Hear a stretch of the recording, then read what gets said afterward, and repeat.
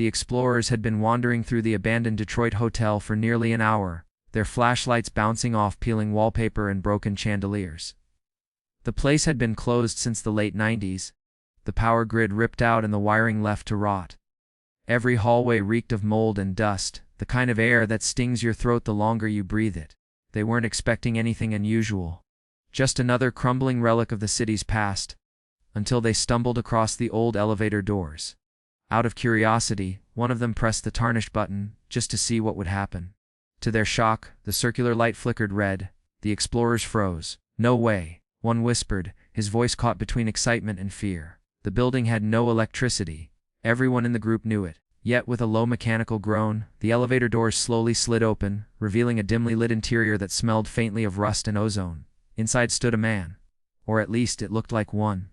His figure was tall and thin, dressed in a dark suit that seemed decades out of fashion. The explorers instinctively raised their flashlights, but the beams of light went right through him, as though his body wasn't fully solid. One of the explorers gasped and stumbled backward, while another nervously muttered, "It's a reflection, it has to be a reflection." But the figure was facing them directly, his head tilting ever so slightly, as if he'd been waiting for them. Before anyone could speak, the lights inside the elevator flickered violently.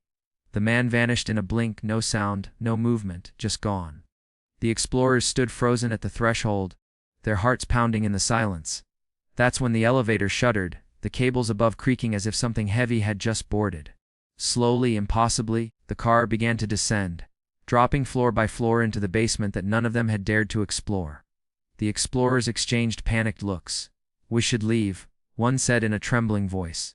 But then they noticed something that chilled them deeper than the figure itself. The button panel beside the doors wasn't just lit. It was glowing, every single floor button pressed down at once. The elevator continued to sink, taking something, or someone, with it, into the darkness below. Two friends, Josh and Eric, had been exploring abandoned tunnels beneath the outskirts of their town. The storm drains were supposed to be empty, just a maze of graffiti, covered walls and stagnant puddles, the kind of place teenagers dared each other to enter on weekends.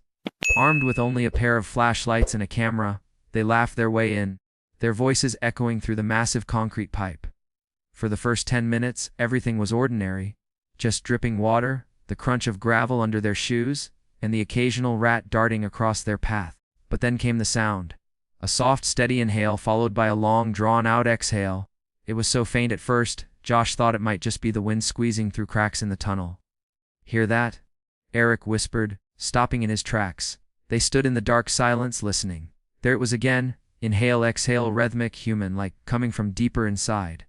The boys laughed nervously, telling themselves it was just acoustics playing tricks. But neither of them moved forward. Josh finally tried to shake off the tension. "It's just the air vents," he muttered, though his voice cracked as he said it. He lifted the camera, recording their progress. The flashlight beam danced across wet concrete and faded spray paint, but the breathing didn't fade. It grew louder. What unsettled them most was its consistency. It wasn't random like wind gusts. It was patterned, as if someone, or something, was controlling it. Each inhale and exhale synced perfectly with their own, as if the tunnel itself was alive and breathing right alongside them. They decided to keep moving, joking that they'd meet the world's biggest snorer at the end. But with every step, the sound followed, always just far enough ahead that they couldn't see the source. The tunnel seemed to stretch longer than it should have, the darkness pressing in tighter. At one point, Eric swore he felt warm air brush across the back of his neck, like someone standing close enough to breathe on him. He spun around instantly, but the space behind them was empty, just damp walls and endless black. That's when Josh raised the camera to capture the moment, whispering into the lens for their audience. But as the camera recorded, a whisper overlapped his voice, "Behind you." Both froze. The breathing they'd been chasing was no longer ahead of them. It was right there, only inches away, echoing down their spines in the pitch-black tunnel. When Tyler first entered the abandoned asylum in New Jersey, he thought it would just be another thrilling live stream for his followers. The place was notorious. Rusted gurneys left in hallways, shattered windows, and graffiti warning visitors to stay out. As his phone light cut through the darkness, viewers flooded the chat, spamming emojis and daring him to go deeper. The walls were lined with peeling green paint, and every door seemed to creak with a voice of its own. Tyler laughed nervously into the stream. "Gwess, it's just me and the ghosts tonight," he said, though the tremor in his voice gave him away. At first, everything was the usual urban exploring vibe: silent hallways, echoing footsteps, the occasional sound of dripping water. But about 10 minutes in, the chat started blowing up. "Who's that behind you?" One message read. Another wrote, "Bro, someone's in a gown!" Tyler stopped dead, spinning his camera around. The hallway stretched empty in both directions. "You guys messing with me?" he chuckled, brushing it off. But as he turned back, the viewers insisted they'd seen it. A pale figure trailing only a few feet away. He pressed on, determined not to let paranoia ruin the stream. Every few minutes, though, more comments popped up. He's closer now. Dude, look over your shoulder!" His stomach twisted with unease, but he forced himself to laugh it off. The phone screen reflected the viewer's panic, but when he turned his flashlight behind him, there was nothing but peeling walls and debris. Still, his chest tightened. Why was it always in the chat before he felt it? By the time he reached the patient ward, Tyler's nerves were fraying. Rows of rusted bed frames filled the room, some tipped over, others still standing like crooked skeletons. He raised his phone for a wide shot, narrating for his audience, when the light briefly caught something, a pale hand gripping the edge of a bed frame. His camera swung back instantly, but it was gone. He tried to play it cool, but his voice cracked. "Okay, that was weird." The chat went wild, spamming warnings. They swore the man in the hospital gown was now standing at the far end of the room. Tyler lifted his phone to check.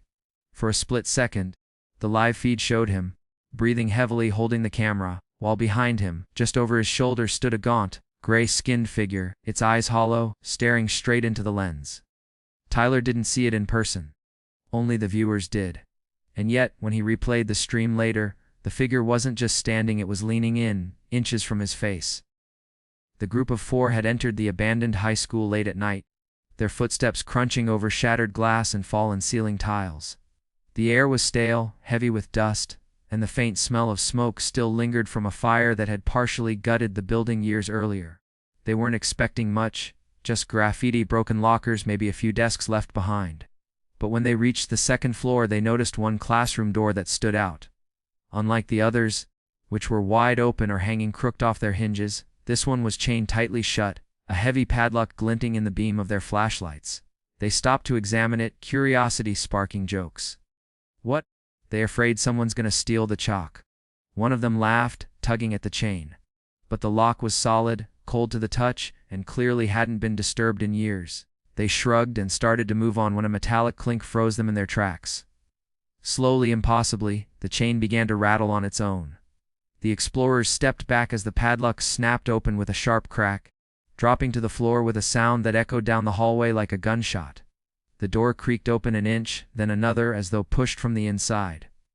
One of the explorers whispered, no way, that just happened."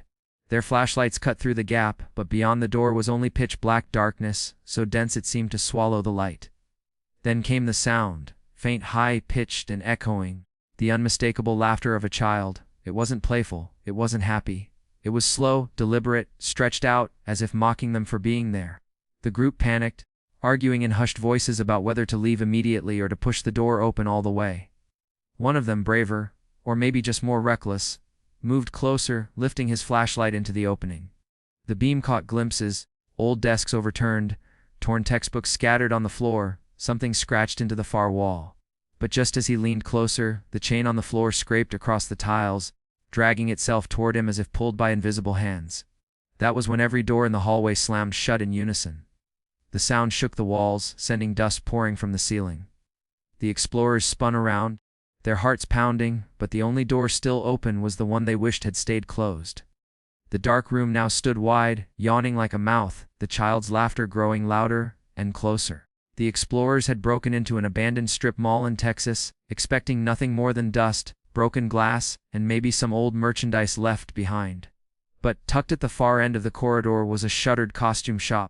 The glass front was cracked, the sign above faded to the point where only a few letters could be read. Inside, however, the mannequins were still standing, dozens of them, arranged in crooked rows like an audience frozen in place. Their plastic faces were blank, their eyes dull, and their limbs locked into stiff, unnatural poses. At first, the group joked about it, shining their lights over the mannequins and laughing nervously. "Creepiest runway show ever," one of them muttered. But as they moved between the aisles, the atmosphere shifted.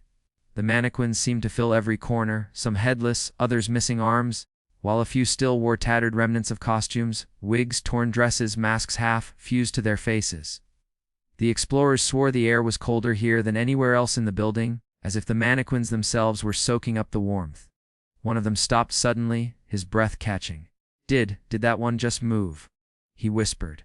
The others laughed it off, but when they turned their lights back toward the mannequin he pointed at, its head was tilted slightly, no longer facing forward, but angled just enough to be staring directly at them. The group froze, hearts racing, their laughter gone. "Maybe we bumped it," another said quickly, though none of them had been close enough to touch it.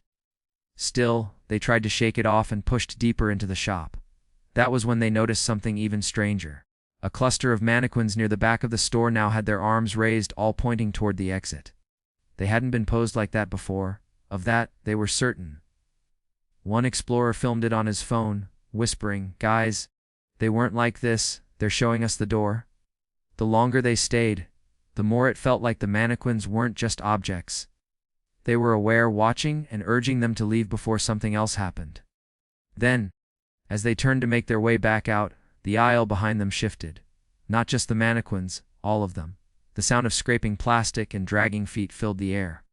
The explorers spun around, their flashlights shaking, and in that frantic beam of light, every single mannequin's face seemed closer, their heads angled unnaturally toward the group. The silence that followed was worse than the noise. Like the mannequins were waiting for them to make the next move. The explorers had finally made their way to the rooftop of the abandoned hospital, climbing rusted stairwells and ducking under collapsed beams to reach the top. The city lights stretched out in the distance, hazy under the night sky, while the building itself groaned with every gust of wind. For a moment, the group felt relieved, free of the suffocating hallways below. They stood at the edge, catching their breath, laughing nervously about how creepy the morgue had been. Then one of them froze, pointing across the gap to the next rooftop. There, pacing slowly along the edge, was a figure. At first it looked like a security guard, tall, broad-shouldered, moving in steady strides as though patrolling. But something about the way it moved felt wrong. The figure was too rigid, its arms hanging unnaturally stiff at its sides. The explorers cupped their hands to shout across, trying to explain themselves before they got caught trespassing. But the figure didn't respond. Instead, it stopped, turning its head toward them in one long, jerking motion, as if its neck hadn't moved in years. The light from the city caught the figure, but instead of revealing features, it only grew darker, like a shadow that absorbed every glow around it. One explorer lifted his flashlight, directing the beam across the gap. The instant the light touched it, the figure stretched. Its shadow grew impossibly tall against the wall behind it, elongating until it looked less like a person and more like a towering, distorted creature. The explorers stumbled back, one of them whispering, That's not a guard." Then, without warning, the figure vanished. Not a step, not a jump, just gone, as though it had never been there. The explorers scanned the rooftop frantically, shining their flashlights over the empty concrete. That's when the wind picked up, but it wasn't natural. It came in a sudden, sharp gust that extinguished their breath and made the rusted door behind them slam shut. Their lights flickered wildly, throwing broken shadows across the rooftop, until finally, one by one, the flashlights clicked off. They were left standing in total darkness, the city skyline still glowing in the distance, but the rooftop around them swallowed in black. And in that suffocating silence they heard footsteps. Not in front of them, not across the gap, but right there on their own rooftop, circling closer with every step. What unsettled people most about these urban exploring encounters wasn't just the stories themselves, it was what happened afterward. Each group of explorers returned with footage, uploading clips to YouTube, TikTok, and Reddit, hungry for the thrill of going viral, and for a while they did. The elevator footage, the breathing tunnel, the Asylum livestream. Each one gained traction, racking up thousands of views, comments, and theories. But then something strange started happening, the channels went silent. Not just abandoned, not just inactive, deleted. Entire accounts wiped clean, as if they had never existed. Videos that once circulated widely couldn't be found anymore, leaving behind only screenshots and secondhand re-uploads from viewers who had downloaded them. At first, people assumed it was copyright strikes, or maybe fear of legal trouble. But the timing was too perfect. One by one, after posting their creepiest encounter, the explorers simply vanished from the internet. Friends of the explorers began speaking out.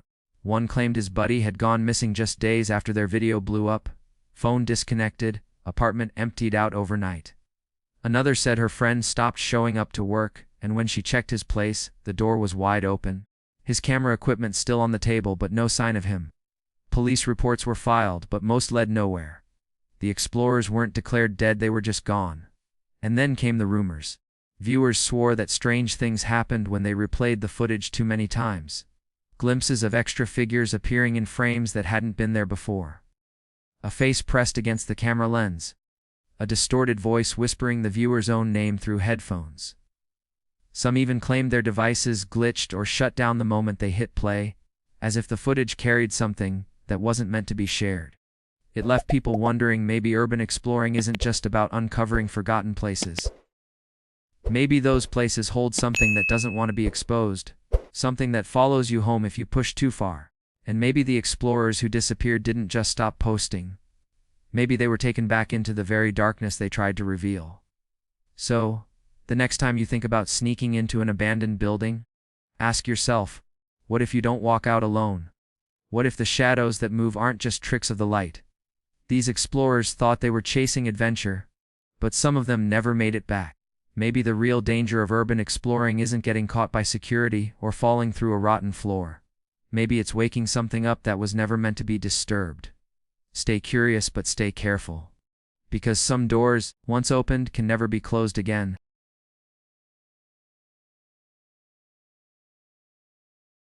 If you liked this video, don't forget to hit that like button, share it with your friends, and drop your thoughts in the comments below. Most importantly, subscribe and hit the bell icon so the next secret finds you first.